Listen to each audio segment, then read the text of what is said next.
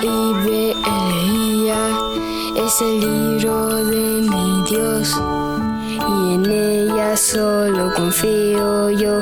La leía. La leía es el libro de mi Dios y en ella solo confío.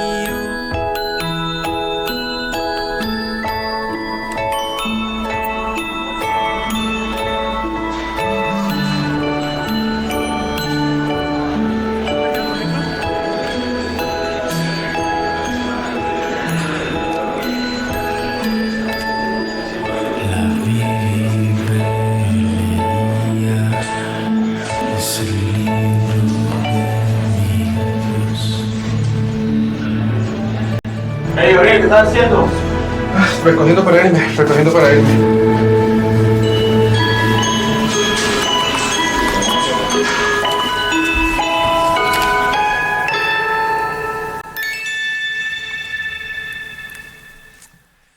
Ya que vieron este intro, donde hay una canción ahí que se suele cantar en los ambientes de iglesia, cuando llegas a la iglesia, en los departamentos de los niños, es la palabra Biblia deletreada.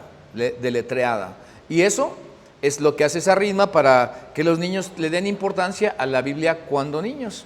Pero la verdad es que nuestra fe cuando niños muchas de las veces no nos alcanza para cuando grandes. Esa es la verdad, porque nuestra fe y lo que aprendimos de las historias de la Biblia no concuerda con los rigores del trabajo, con las pruebas de los días que nos avecinan cuando avanzamos en los años.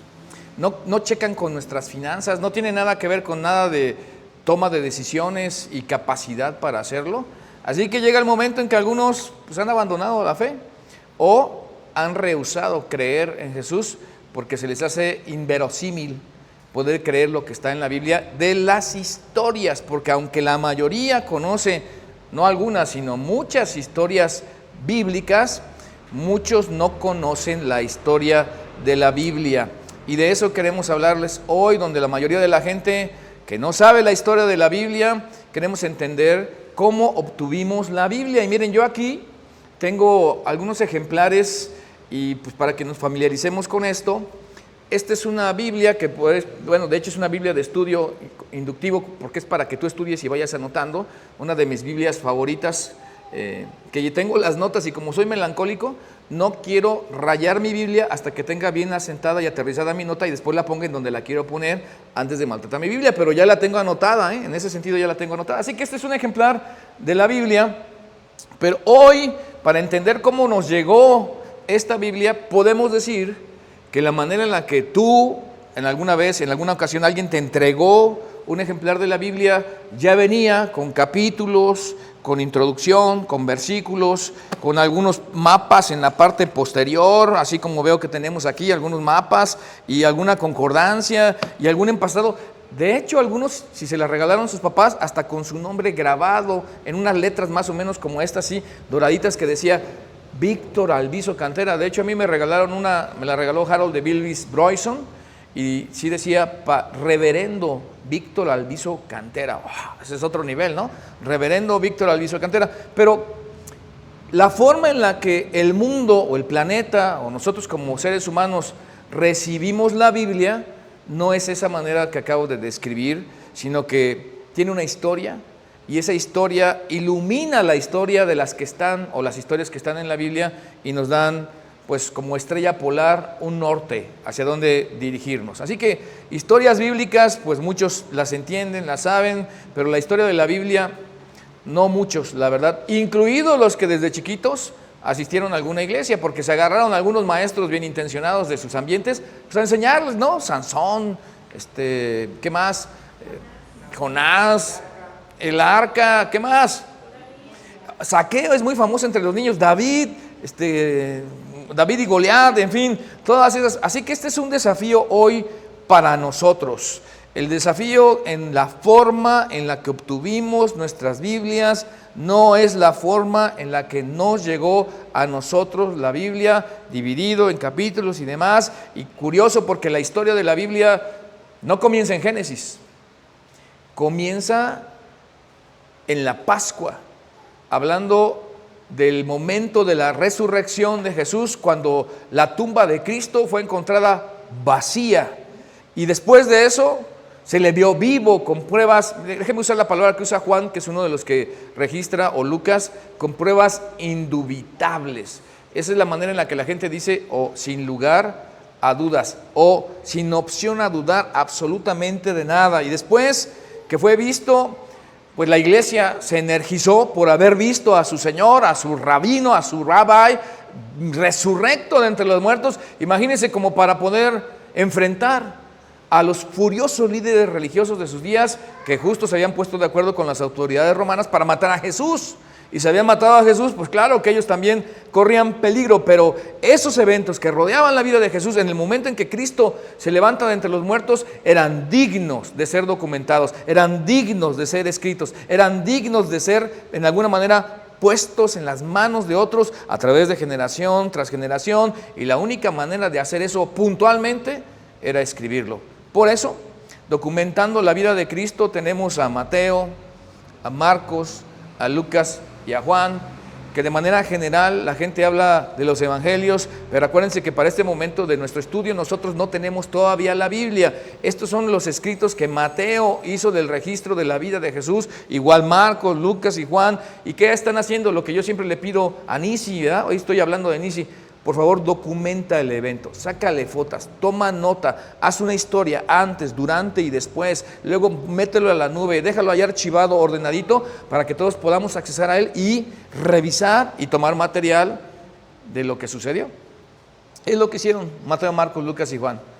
Antes de mucho tiempo, los gentiles, o sea, no estamos, hace ya 2000 años de historia eso, en el inicio, en los albores, los gentiles, o sea, nosotros los que no somos judíos, comenzaron a abrazar el mensaje de Jesús por estos escritos, por esta predicación, por esta enseñanza, que cuando los gentiles se enamoraron de Jesús, en ese momento sus ojos fueron abiertos y empezaron a buscar en las iglesias lo que de Jesús alguien hubiera escrito, pero mejor todavía que lo que estoy diciendo, se dieron cuenta que en el Antiguo Testamento o la Biblia hebrea estaba todo lo que de su Señor y de su Salvador recién resurrecto se decía anticipadamente, y por eso se enamoraron de los textos sagrados que hablaban de su venida. Bueno, para ellos la ley y los profetas, para otros la ley, los profetas y los salmos, o la ley de Moisés.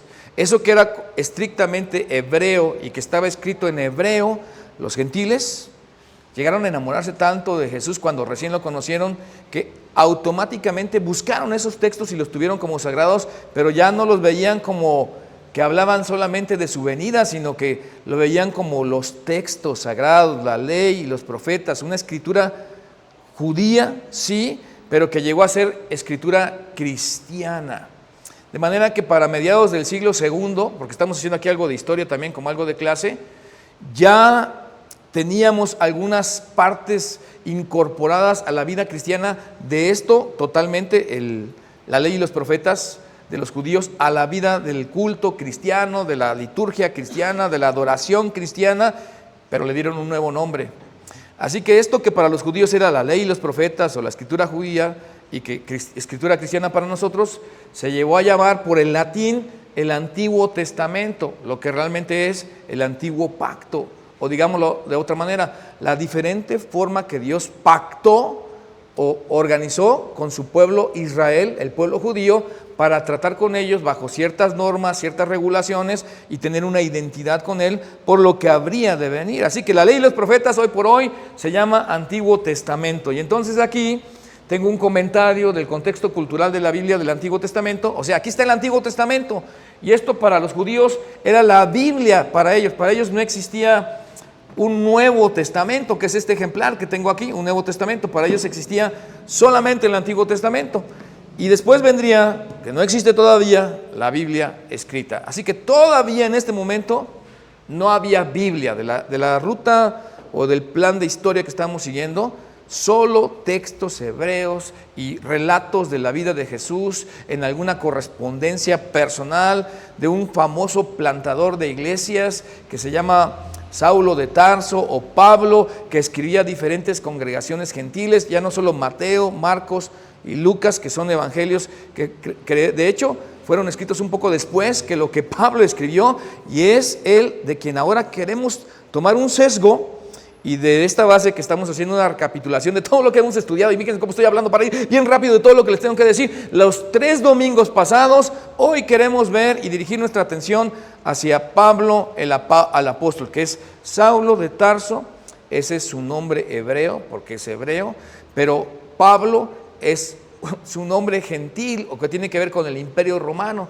Así que cuando comienza a figurar como el apóstol Pablo, Saulo deja ese nombre que lo pone en la región de Tarso, de donde era originario, y ahora usa más el nombre de Pablo, porque es un nombre romano, que me imagino que como estrategia, pues también le abre las puertas al mundo gentil, al mundo romano, y de los que estaban constituidos en ese gran imperio, de todos los que le pudieran escuchar. Así que, si hoy Pablo abriera una cuenta de Facebook, bueno, si hubiera un Instagram del apóstol Pablo, o un Twitter, que hoy ya no es Twitter, ahora es X, ¿no? ¿Cuál sería la forma en la que Pablo abriría su... Ya lo pusieron allí, se me adelantaron, pues espérenme, no me vayan atropellando en el tiempo, por favor, que aquí los estoy checando, no crean que no me dan cuenta. Bueno, pues ahí está el Twitter. ¿Y quién es? La foto, no sé si se veía así Pablo, ¿no? Pero Pablo dice allí, me quieren ayudar a tratar de leer lo que yo no veo allí, dice... El colosal apóstol o apóstol colosal, o sea, la verdad, como abres tus descripciones allí, antes de que sigan, fíjense que Pedro, sin ánimo de ofenderlo, o Andrés, o Juan, todos juntos no hacen ni la mitad de la obra que hizo el apóstol Pablo. Yo encuentro aquí un gran reto y un gran desafío. La verdad es que, hablando de Conexión Vida, si tú no eres creyente en Cristo Jesús, si tú no asistes aquí a la iglesia Conexión Vida, esto no es para ti, pero déjame decírselo a todos los que se identifican con Conexión Vida. Solo el 10% de los que se congregan regularmente aquí están llevando el peso del ministerio de Conexión Vida. Y aquí tengo a muchos de ellos. O sea que los demás, ¿dónde quedan? Si esto dice, ay, el pastor lo está diciendo por mí, si tú piensas que lo estoy diciendo por ti, sí lo estoy diciendo por ti. Porque si tú dices, yo no soy de los que sirvo ni hago nada en la iglesia, te necesitamos que actives. Fíjate nada más, el apóstol Pablo, de hecho, ni siquiera le llegaban a la mitad los otros discípulos apóstoles sumados en su trabajo, por eso colosal, de lo que él hizo. Y les puedo narrar aquí 4 viajes misioneros y todos los pormenores de lo que hizo él solito. Y no andaba viendo quién lo seguía. De hecho, hasta dejó a algunos con, fuera de aquí, vámonos, otro equipo. El apóstol Pablo, se los presento. Pero luego también, fariseo, autor, fariseo de fariseos, predicador, plantador de iglesias, todo esto lo estoy adivinando. Y luego ya viene un link, ¿verdad? Entonces, Saulo con el llamamiento ahora Pablo.com. O sea, queda todo dar. No, la verdad es que se ve genial porque ya saben que cuando... Pues el papel, ahora Facebook, Instagram o Twitter X, aguanta lo que le pongas. Tú puedes ponerlo, pero el apóstol Pablo no estaría de acuerdo si estuviera aquí con esa cuenta que le acabamos de abrir ficticiamente. No estaría de acuerdo, la verdad que no. Miren, ¿cómo se catalogaba el apóstol Pablo a sí mismo? Dice en 1 Corintios 15, capítulo 15, el versículo 9, una carta que él escribió en ese capítulo 15 a los corintios que él ganó para Cristo en Corinto. Porque yo soy el más pequeño de los apóstoles. ¿Ya ven? Completamente diferente el asunto. Dicen que cuando más te va más mal en la vida, más humildad aprendes. Que no soy digno de ser llamado apóstol. Y cuando te vienen bendiciones como esas, dices, la verdad es que no son por mis méritos. Y tienes una conciencia de pisar la tierra. Porque perseguía a la iglesia de Dios. Y yo particularmente creo que Pablo, el apóstol, toda su vida después de haber llegado a Cristo, batalló con eso que lo amenazaba una y otra vez, como recuerdo, de haber intentado ponerle fin a la iglesia de Jesucristo.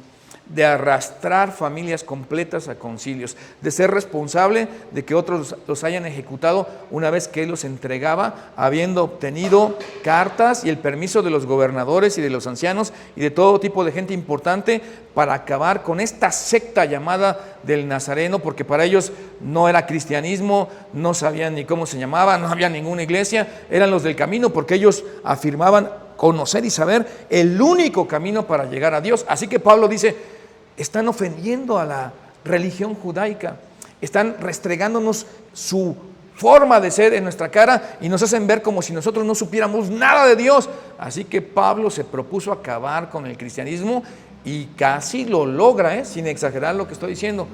Todo el mundo le temía, por eso Pablo es importante en la historia de la Biblia, porque podemos hablar de muchas cosas más del apóstol Pablo, pero eso se los dejo de tarea. Así que, por ejemplo, ¿qué hizo Pablo el apóstol? Número uno, así a los que les gusta, número uno, número dos, aquí hay tres por lo menos. Número uno, él escribió parte de la Biblia. La verdad es que la mayor parte de la gente piensa que Pablo escribió 13 epístolas. Particularmente yo pienso que escribió 14, porque a las 13 que tú tengas en tu contador, tú que sigues a Jesús, que eres de iglesia, agrégale la epístola anónima a los hebreos. Por la erudición de Pablo, la mayoría de los estudiosos bíblicos concuerdan en que debió ser seguramente Pablo el apóstol. No había quien, y como estrategia anónimamente, pudiera haber hecho eso. Así que fueron copiadas los escritos de Pablo, circuladas por todas las iglesias. De hecho, la epístola a los Efesios no tiene Éfeso cuando es la circular del inicio, porque se cree que era una circular que pasaba del apóstol Pablo a todas las iglesias y que se quedó en Éfeso, y por lo tanto ahora se llama la epístola a los Efesios. Y en el tiempo estas cartas fueron consideradas como escritura, porque miren, cuando escribía estas cartas, Pablo no decía, a ver, denme chance, me voy a retraer de todos, nadie toque aquí a la puerta ni llame aquí en mi lugar, porque voy a escribir la Biblia. Entonces Dios, ¿cómo va a ir tu Biblia, tu palabra? Porque voy a escribir la Biblia. Eso no fue así. Se ve un poco ridículo y estoy haciendo un poco de escarnio, ¿no? Pero es la verdad. No sé dónde las personas normalmente, que la mayoría ignora la historia de la Biblia, piensa que Pedro se sentó, Pablo estamos hablando ahorita, a escribir la Biblia. Eso no fue así. Solo estaban escribiendo a amigos. Solo Pablo y los otros estaban escribiendo a iglesias.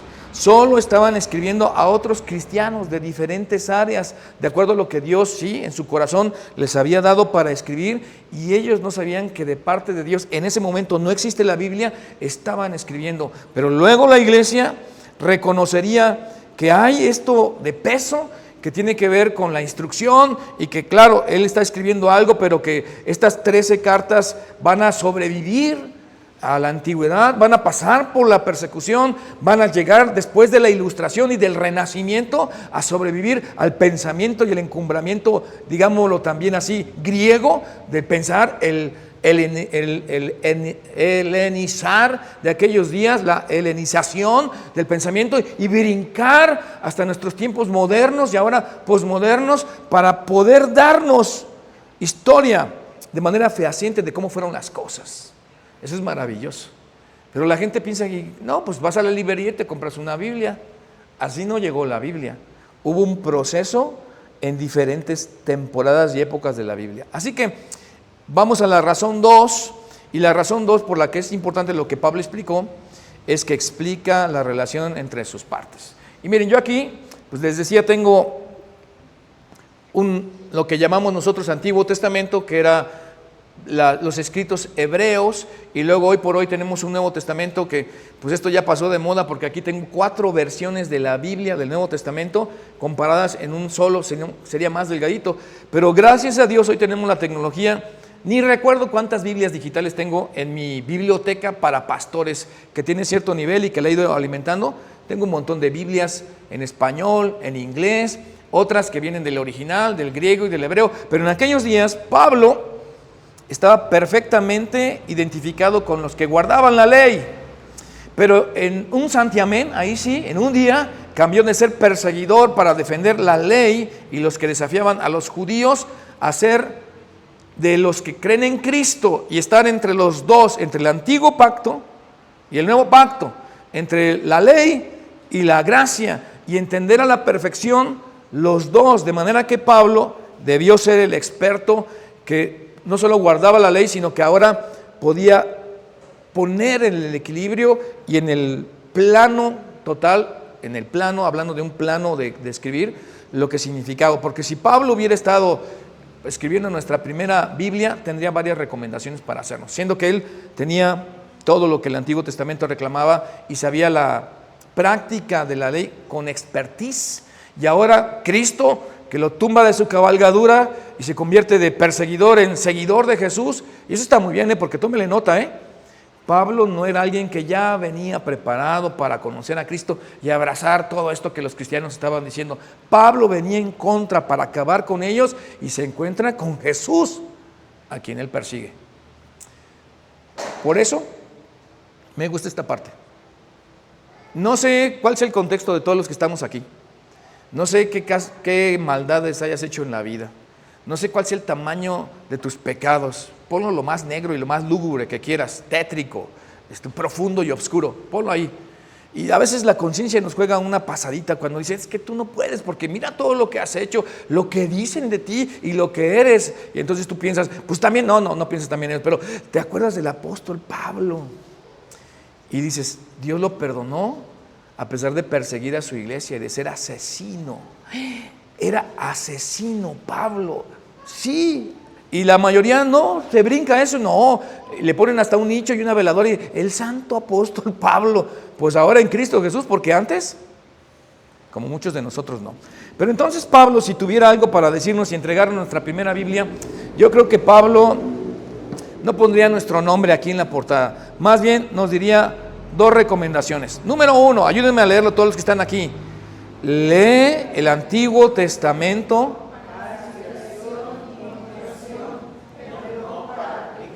Entonces lee el Antiguo Testamento para inspiración de cómo David dependió de Dios y que en el desierto, siendo perseguido injustamente por el rey loco Saúl, lo sacó adelante y esperó su tiempo, pero que David, también tenía sus propios pecados, pero Dios no lo estaba eligiendo porque tuviera o no pecado, sino porque se había buscado un varón conforme a su corazón. Y luego escuchas de las historias como Moisés o Noé y la manera en la que se relacionaban con Dios, como Abraham, que fue llamado amigo de Dios. Y yo puedo llegar a tener una relación con Dios. Ah, sí, claro que sí.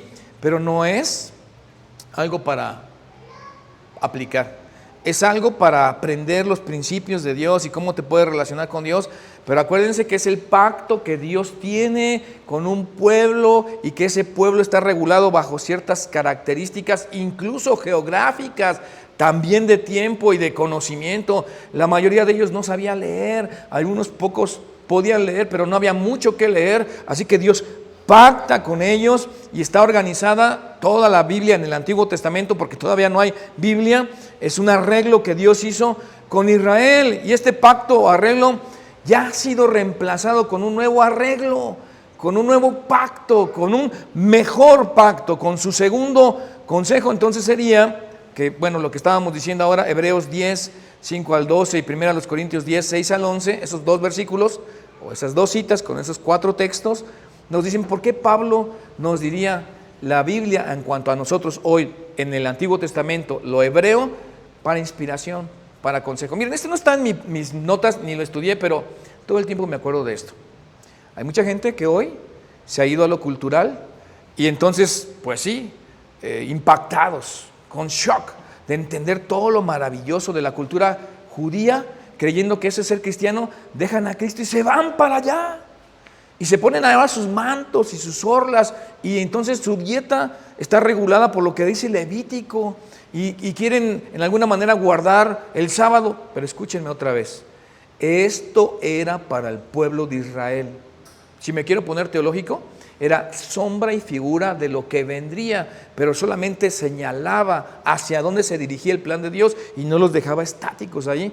Así que, amigos, si tú eres de esos que te has dejado llevar por el shock cultural de lo que implica la profundidad del hebreo, sin duda es, déjame decirte con todo cariño, como diría el apóstol Pablo, el Antiguo Testamento, la Biblia, si la quieres decir hebrea, solo es para inspiración, para iluminación, para poder practicar algunos principios de vida espiritual, pero no como norma y mandamiento para nuestras vidas. Y es ahí donde algunos se equivocan. Pero llegando el segundo pacto, ¿me quieren ayudar a leer lo que Pablo nos recomendaría?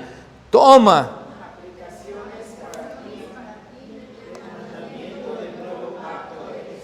Así que cuando tienes un Nuevo Testamento como los gedeones que lo reparten allí en la calle, este está muy grande, pues ya saben que las imprentas, el grosor del papel, el gramaje del papel, el tamaño del papel, la encuadernación, todo hace posible que en un librito así quepa todo el Nuevo Testamento. Aquí es como si tuviera 4 Nuevos Testamentos, porque es el Nuevo Testamento en 4 versiones o en 4 traducciones. Y Pablo diría, de este nuevo pacto, de este nuevo arreglo, de esto que tiene que ver directamente con la vida de Jesús, con las cartas que Pablo escribió a los cristianos ahora bajo el nuevo arreglo, el nuevo pacto, ahora toma consideración y aplicación directa a tu vida, porque esto va dirigido a estos que hoy son los gentiles, o sea, todos nosotros los que no somos judíos. Entonces las cartas de Pablo, que están en el Nuevo Testamento, están llenas de aplicaciones. No hay nuevos mandamientos. Y todas estas aplicaciones, miren, déjenme darles algunos ejemplos que Pablo da en las que él escribió y que incluso son llamadas las cartas de la prisión o las epístolas de la prisión. ¿Me ayudan a leer Filipenses 2:5? La actitud de ustedes. Déjenme reclamarle a producción. ¿Y ahora se están atrasando? ¿Qué pasó? A ver. Dice Caro es mi esposa. De verdad que tú eres implacable y a veces, a veces sí, no siempre, ¿eh? Haya pues en vosotros este sentir que hubo también en Cristo Jesús. Eso dice la Reina Valera. Cuando hablamos de versiones, fíjense otra manera de decirlo. Esta es la nueva versión internacional. La actitud de ustedes debe de ser como la de Cristo Jesús. Clarito, ¿verdad? Pero para que yo sepa cuál era la actitud de Cristo, seguidores de Jesús, creyentes en Cristo Jesús, asistentes y miembros de Conexión Vida, escuchen esto que estoy diciendo. ¿Cuál era la actitud de Cristo? De envidia, por supuesto, de coraje, de rencor, de revancha, de celos, de mentiras. Sí, está fácil saber, aunque es muy claro, es muy exigente el asunto, que me comporte como Cristo Jesús. Pero miren, son ejemplos. Ahora Pablo en Efesios capítulo 5 versículo 21 dice, sométanse, y esa palabra luego se empieza a retorcer el ego de todos nosotros, ¿no? Unos a otros, por reverencia a Cristo. No, él no es digno de que yo me le someta, ella no es digna de que yo me le someta. No estamos hablando de que ellos tengan la dignidad es de Jesús. Y por reverencia a Jesús y su dignidad y su honra y su gloria es que me someto o condesciendo con las demás personas. Pero la verdad, miren, aquí tengo tantas ganas de salirme del formato y portarme pastor y agitar mi puño contra muchos de nosotros los cristianos, porque la verdad es que no lo hacemos. Hay mucha hipocresía. Como no la puedo gritar, mejor lo digo así. Hay mucha envidia, hay mucho chisme, hay mucho egoísmo. Somos completamente tendenciosos. Eso quiere decir no equilibrados ni maduros, caprichosos, egoístas. Lo bueno es que estoy hablando de cristianos, no estoy hablando, si tú te estás conectando acá, mira, tú no entras allí porque pues la verdad es que no estás obligado a seguir a Jesús así. Pero yo estoy hablando de lo que ustedes a lo mejor ven en nosotros los cristianos: competencia, revanchismo, de revancha. Estamos todo el tiempo rivalizando con la gente, protagonizando, o sea, todo eso habla de falta de humildad y de conocimiento de Jesús, de eso. O sea, cuando yo quiero tener la razón y que se escuche mi voz y que yo, aunque ya lo dijeron 20, yo también lo tengo que decir. O sea, ¿y ese protagonismo a quién se lo aprendimos? A Jesús no, se los quiero asegurar que no. Pero todavía yendo más allá, ahora en Efesios 4:32, más bien sean bondadosos, o sea, nada de lo que acabo de decir, y compasivos unos con otros, y perdónense mutuamente, así como Dios los perdonó a ustedes en Cristo Jesús. Y entonces una pregunta: ¿quién se merece que lo perdonen? ¿Quién se merece que lo respeten? Porque la gente, normalmente a mí, me dicen las damas de los hombres, no se lo merece, pastor, no, es que, no, se tiene que ganar el respeto. Según Cristo, el nuevo pacto, el Nuevo Testamento, como dirían los chavos de mi tiempo, nanay. O sea, ya actualíceme, no, lo tienes que respetar, sencillamente porque es tu esposo, porque es una persona, porque está hecho a la imagen y semejanza de Jesús, porque en Él mora Dios, o tiene planes para que more Dios a través del Espíritu Santo, porque Él tiene también todo el derecho, como tú, nada de llegar a tener lugar en Cristo Jesús, porque nadie tiene ningún privilegio en Cristo Jesús, sino que todos están invitados a participar de la obra de Dios, todos. Así que no importa lo que hayas hecho, todos están invitados a ser parte de la familia de Cristo Jesús. Y la verdad, yo tengo que reconocer, pastor de 31 años, híjole, nos falta mucho. Y a lo mejor alguno me diría, médico, cúrese a usted mismo. A lo mejor alguien me ha visto arrogante o petulante o peleonero o chismoso, envidioso, a lo mejor. Y si alguien me ha visto así, pues muy bien me ayudaría que viniera y me dijera, pastor, siento que usted necesita curarse de lo que está diciendo, porque yo lo veo así. Me haría bien si alguien me ve así, que me lo dijera, para corregir lo que yo no quiero dar como imagen, porque yo quiero seguir a Jesús. Y yo creo que tú también quieres hacerlo.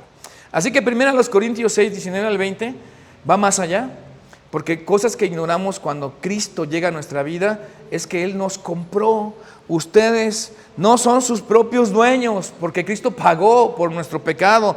Fueron comprados por un precio, la vida de Jesús, su sangre derramada en nuestro favor. Por tanto, glorifiquen con su cuerpo a Dios. O sea, todo lo que hagas, todo lo que pienses, todo lo que quieras, todo lo que necesites, todo lo que anhelaras, todo lo que seas, tómalo todo junto y di, esto debe de honrar a Dios, debe de ser hecho para magnificar, engrandecer, llevar gloria a su nombre. Así que Pablo escribe parte de la Biblia, por eso es importante su contribución en la historia de la Biblia.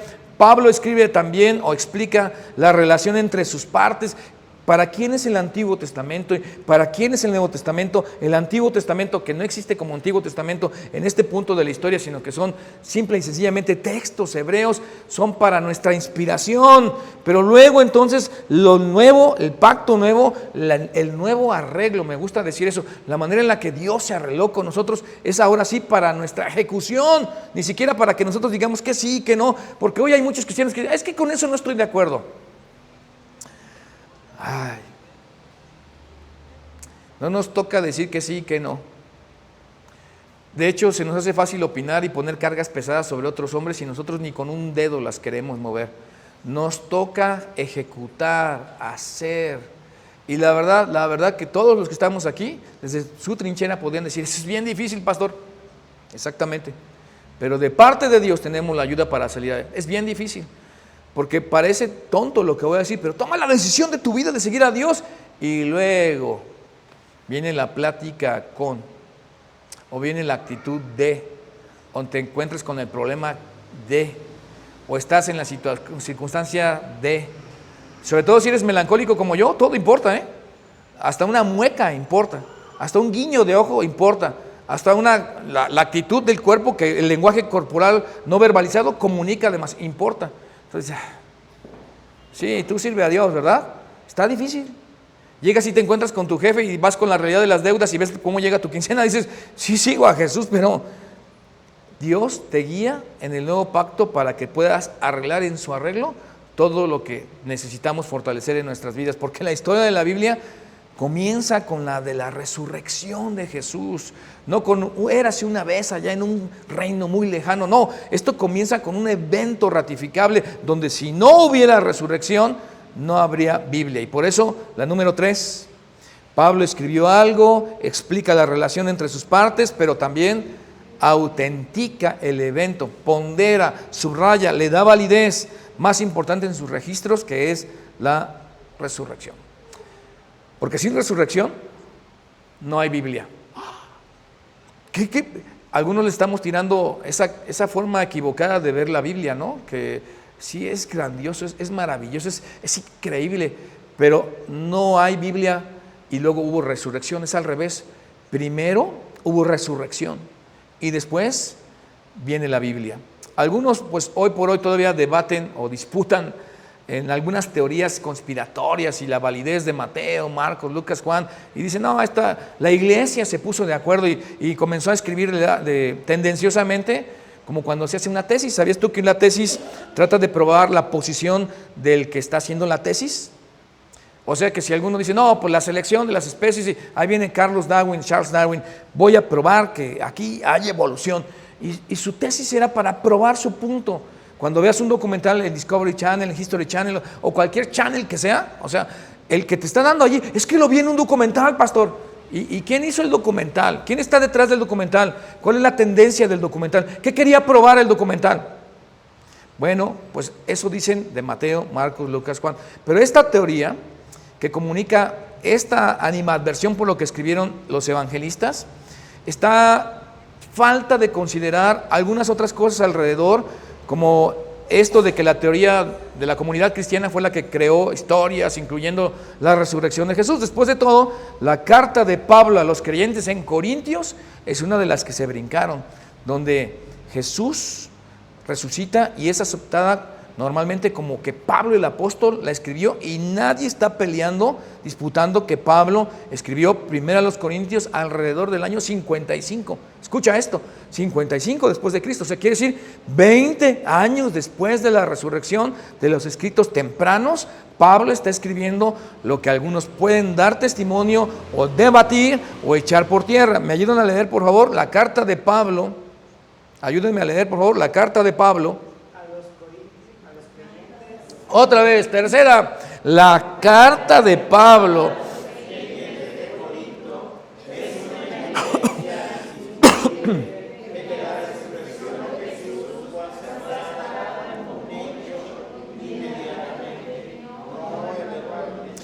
Porque miren, vamos a desarrollar algunas cosas muy sencillas, donde ahí está una recta numérica, aparecen ciertos años. A partir del año 3 después de Cristo, cuando nace Cristo, llegamos al 33, cuando es que Cristo resucita de entre los muertos, después de haber muerto en la cruz del Calvario. Pero ahora vayan hasta el final.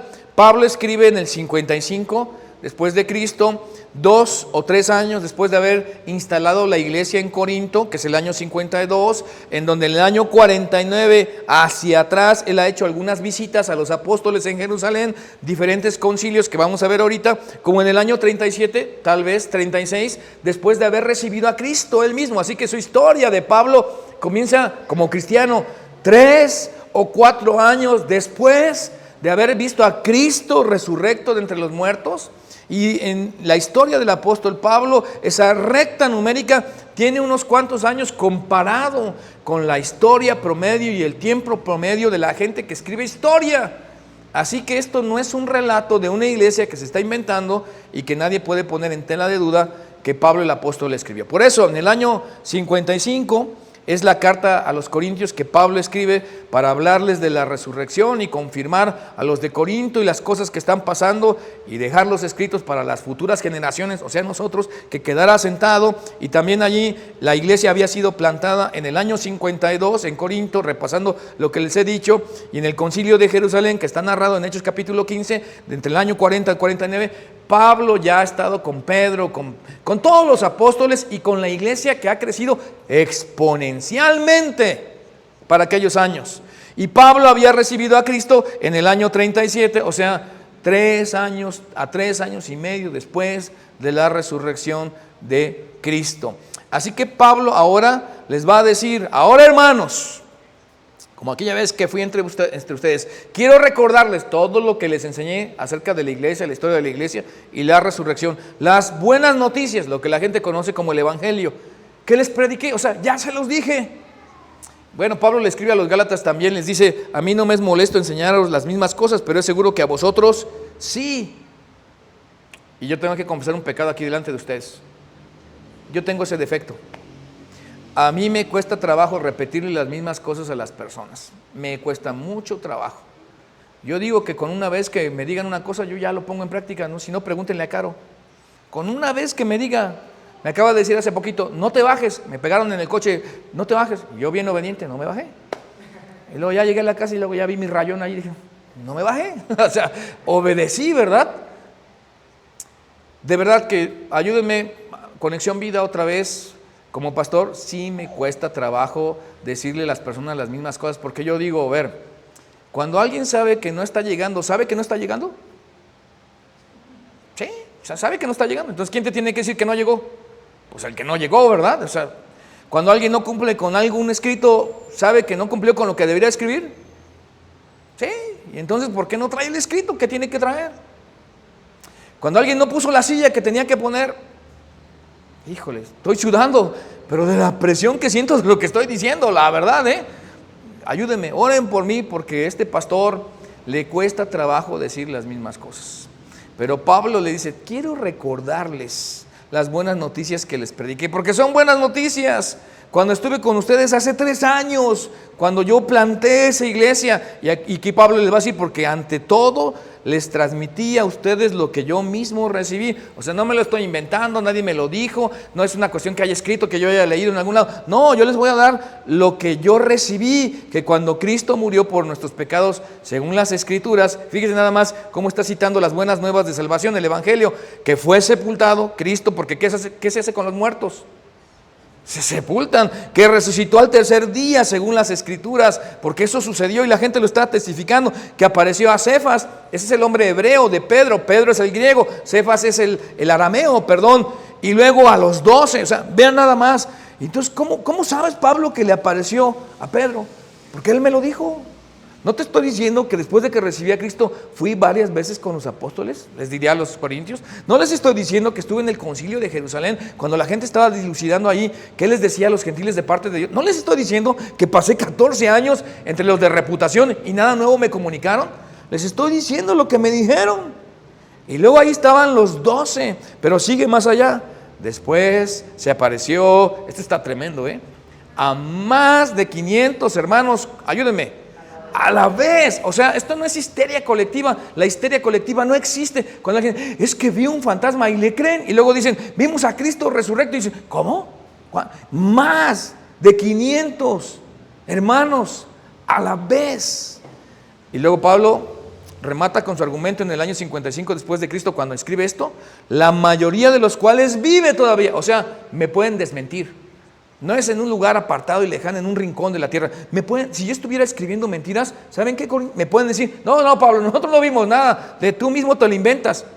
Y algunos han muerto. Aquí sí no me gusta como dice la nueva versión internacional, ¿o? ¿Sí dice eso? Bueno, me gusta más como dice la Reina Valera. Y algunos o otros duermen. ¿Saben?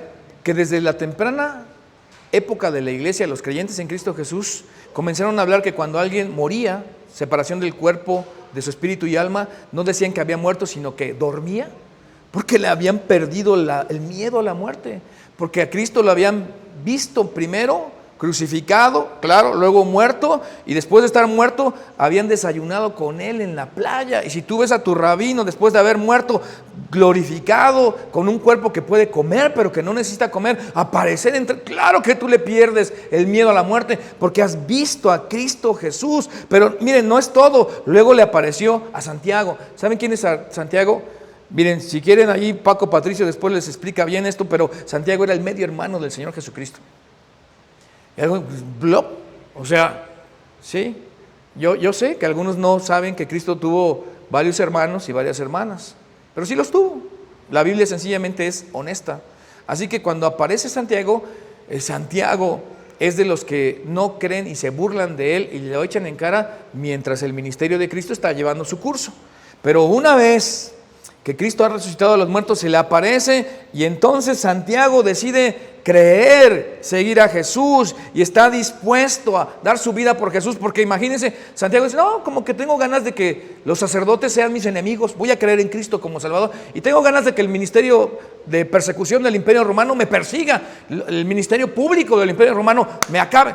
Sí, de gratis nada más. La gran mayoría de todos los que creyeron en Cristo Jesús murieron como mártires, incluido Santiago. Así que en temprana edad surgió algo como un credo. Ya se acuerdan, ¿no? Creo en un solo Dios Padre Todopoderoso, Creador del cielo y de la tierra, de todo lo visible e invisible, sean tronos, sean dominios, sean... ¿verdad? No sé si lo cité bien o mal. No, dice Caro que me lo cité mal, pero me lo sabía. Bueno, yo también tuve formación religiosa cuando chavo.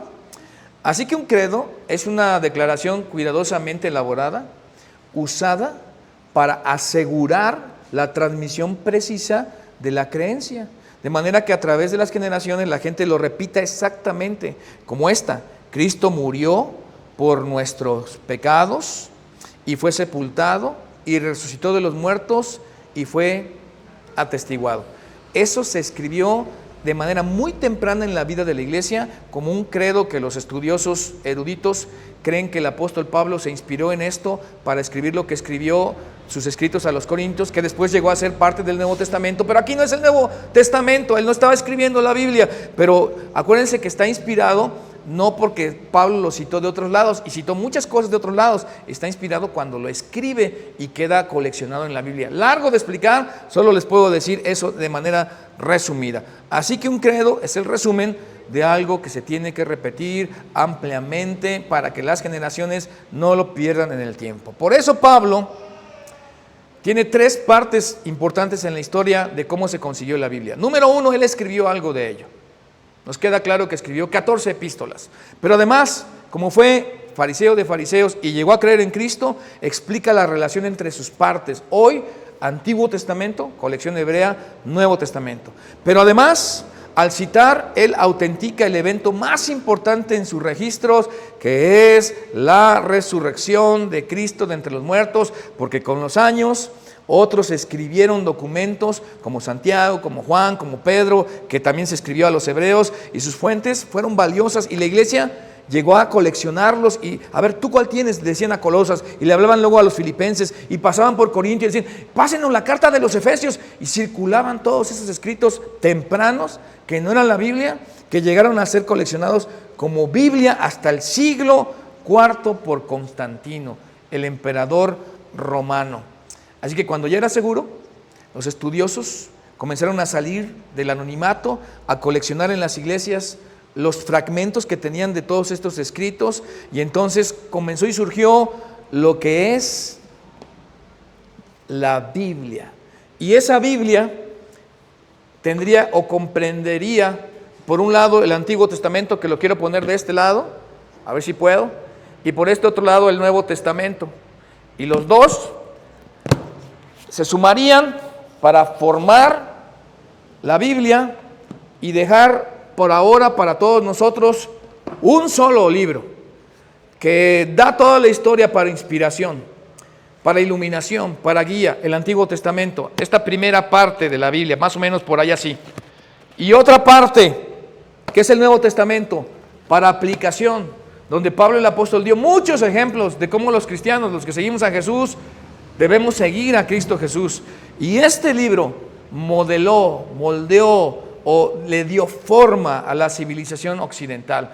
El pensamiento de todos los que estamos aquí hoy, incluso los que no creen en Cristo, los que no creen en la Biblia, los que no creen en Dios, los que no asisten a ninguna iglesia, están influidos, algunos dirían, pastor, influenciados, influidos por este libro que moldeó mi vida, tu vida y la vida de cuantos han entrado en contacto con esto. Por eso, aquí hay algo muy importante para recordar y para dejar de toda esta serie, por favor. Después de tener la Biblia, que sería la Biblia no creó el cristianismo. El cristianismo es el resultado de un evento que creó un movimiento, y ese movimiento produjo textos que fueron recolectados y por eso protegidos y encuadernados en un libro. Que le pase a Areli para acá para que salga en cámara si quiere, no hay problema, ¿no?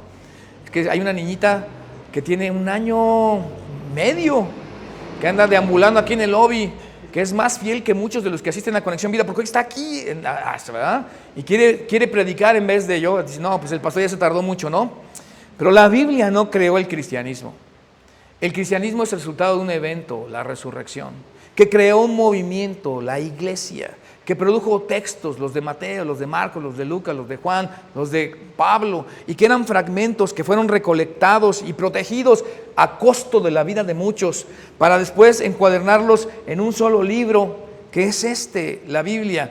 Y entonces el cristianismo es el resultado del evento, la resurrección, que crea un movimiento en la iglesia, que produjo textos, todos estos que estamos hablando, que fueron recopilados, protegidos y encuadernados dentro de un solo libro para que tuviéramos la Biblia. Por eso su historia valió la pena contar, porque Cristo se levantó de entre los muertos. Si Cristo no se hubiera levantado de los muertos, nadie se hubiera tomado la molestia de, como dijo Lucas en su momento, como muchos han dicho ya, voy a poner, oh Teófilo, en orden todas estas cosas para que veas cómo sucedieron, y luego los demás encontrar las aplicaciones personales para todos nosotros, en donde si no hubiera Biblia, déjeme decirlo otra vez, si no hubiera resurrección, no habría Biblia.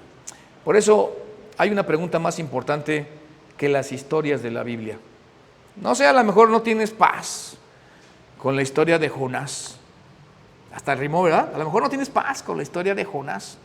A lo mejor te cuesta creer que Moisés abrió el Mar Rojo. Y luego peor, pensar que Moisés construyó el arca cuando fue Noé el que las construyó, ¿no? Y luego darte la vuelta y como Rahab la ramera, una mujer de la vida alegre, en la genealogía de Jesús, ¿cómo es eso? Y que los muros de Jericó cayeron hacia afuera y no hacia adentro, y por el toquido de unas trompetas. No sé si tienes falta de paz con todas esas historias. La verdad, eso sería lo más irrelevante, cuando tú sabes de la historia de la Biblia. Porque lo más importante sería, has encontrado paz con el Dios que mandó a su Hijo en propiciación o salvación por nuestros pecados. Estás en paz, dicho de otra manera, con el Dios que envió a su Hijo a este mundo para morir, rescatarte y venir en tu favor y tener una gran relación con Él. Esa sí es una pregunta importante. ¿Estás en paz con Dios porque crees que Él hizo todo esto para llevarte a un gran pacto, a un nuevo arreglo de poder pagar en Jesús su Hijo tu deuda, mi deuda, y hacer el milagro de la resurrección para salir victorioso de la muerte, porque los lazos de la muerte no lo pudieron retener? Ese es el evento que lanzó la iglesia. Y yo debo decir, lo demás es historia y a veces tergiversada. Está trompicado el asunto, las ideas de los hombres, las religiones de los hombres, pero el asunto limpio es la resurrección. Lanzó el movimiento que es la iglesia, que luego escribió, y luego esos escritos fueron protegidos y coleccionados para luego llegar a formar la Biblia. A partir de la resurrección de Jesús es que tenemos Biblia. Por eso, así hemos terminado con esta reflexión de la Biblia para grandes. He hecho un maratón como que no se imaginen de todos los datos que están ahí, pero ojalá algún día te des la oportunidad de venir aquí a Conexión, donde tenemos ambientes que sin duda, como por ejemplo, Descubre, que está próximo a estrenarse aquí, o el Inicial, punto de partida, de lujo, para que puedas crecer en todos estos temas, o Teopraxis 1, Teopraxis 2, ¿qué es eso, pastor? Nunca lo he tomado. Pues vente para acá, y aquí Paco Patricio te va a resolver todas tus dudas, sin duda, o te va a hacer más. Amigos, Dios los bendiga, ojalá tomes una decisión de estar en paz con Dios, y de ponerte a cuentas con Dios, porque Cristo se levantó de entre los muertos para la justificación de tus pecados, los que sean. Y esa es la historia de la Biblia.